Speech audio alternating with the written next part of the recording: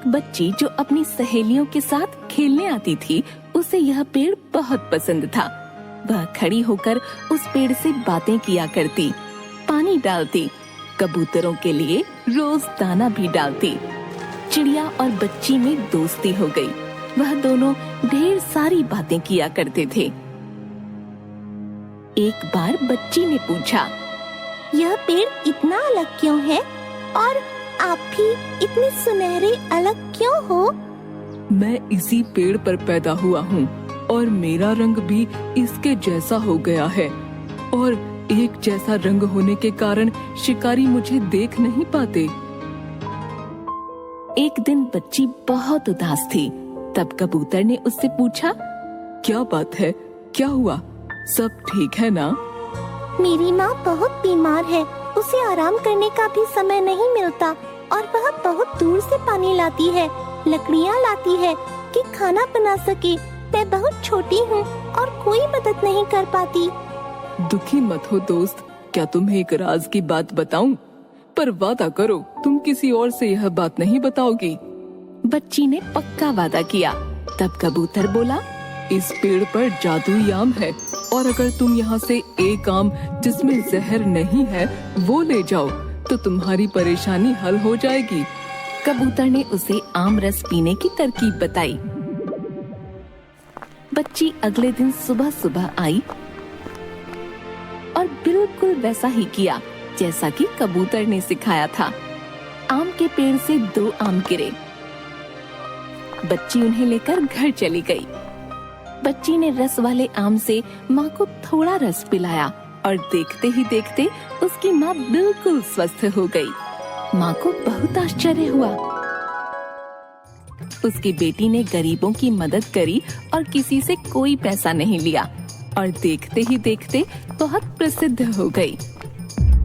एक दिन एक वैद्य ने यह बात सुनी तो उसका चमत्कार देखने एक बीमार बनकर आया।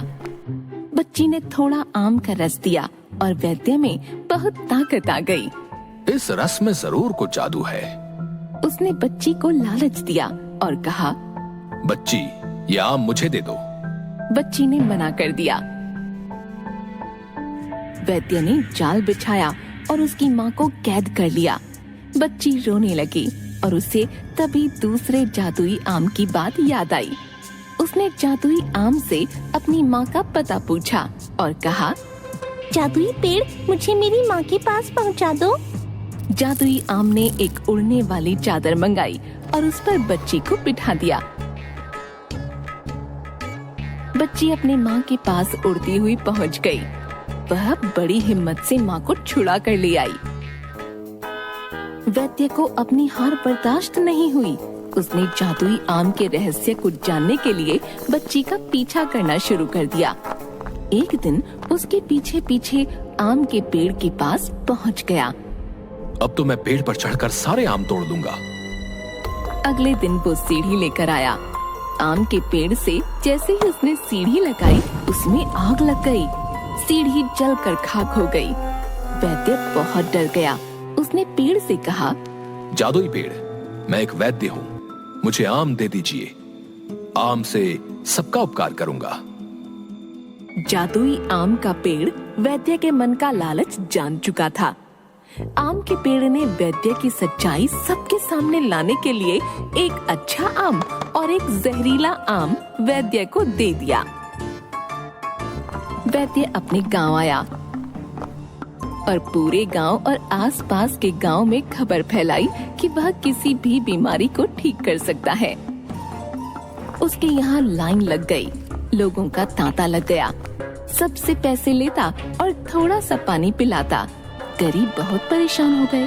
वैद्य केवल अमीर लोगों को ही देखा करता था। तभी अच्छे आम का रस खत्म हो गया। वैद्य ने सोचा कि दूसरे आम में भी वही रस होगा, पर जैसे ही उसने वो रस मरीजों को पिलाया तो लोग मरने लगे।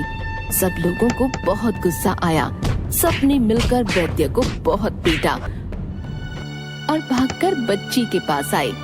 बच्ची ने अपने दूसरे आम से प्रार्थना करी कि वह सभी मरे लोगों को जीवित कर दे। सभी लोग उठ बैठे। और बच्ची की जय जयकार करने लगे। जादुई आम के पेड़ का एक रहस्य यह भी था कि वह सिर्फ सच्चे मन वालों की ही सहायता करता था, जो कि सिर्फ एक बच्ची में था। बच्ची ने सभी आम वापस पेड़ को दे दिए और खुशहाल होकर अपनी पढ़ाई करने लगी। सच्ची सेवा भावना इंसान को महान बनाती है।